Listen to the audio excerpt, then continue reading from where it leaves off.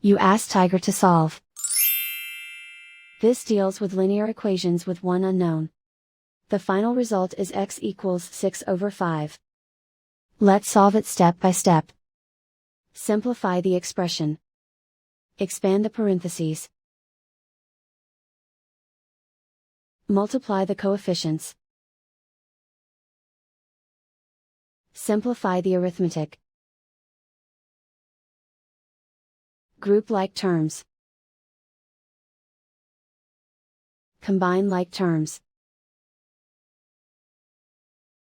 Group all constants on the right side of the equation. Add 12 to both sides. Simplify the arithmetic.